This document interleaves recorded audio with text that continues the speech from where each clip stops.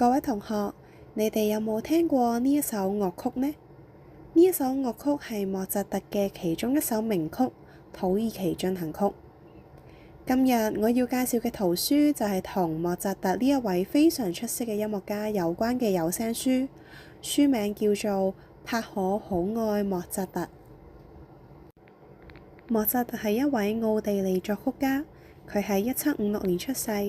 喺4歲嘅時候，佢就已經寫出佢嘅第一首樂曲，從小就展現出佢不凡嘅音樂天賦。書入面嘅主角帕可好鍾意同朋友一齊合奏莫扎特嘅音樂，亦都好鍾意喺城裏面聽音樂會。今日帕可同好朋友約好咗一齊練音樂，喺等待朋友嚟臨之前，佢好認真咁樣練鋼琴。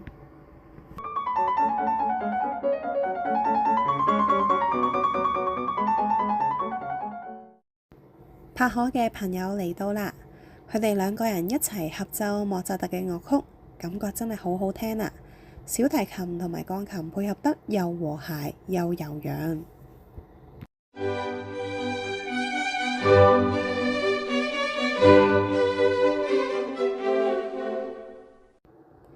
行啦，今日係巴黎嘅音樂節，我哋去聽真正嘅音樂家演奏啦！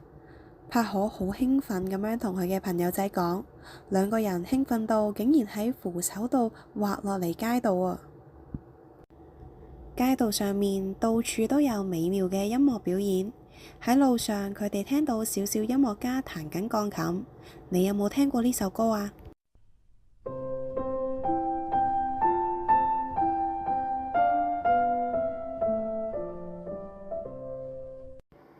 唔單止喺街上面，連喺地鐵站入面都可以欣賞到現場演奏。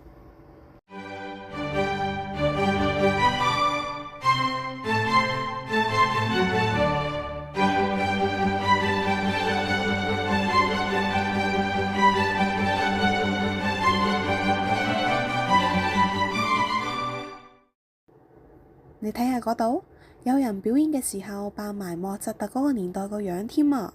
真係好精彩啊！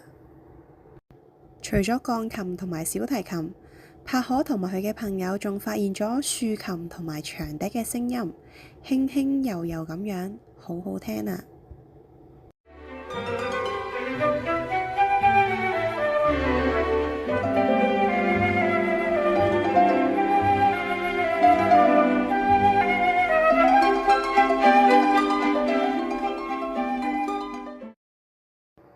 之後，帕可同埋佢嘅朋友仲會聽到邊幾首莫扎特嘅名曲呢？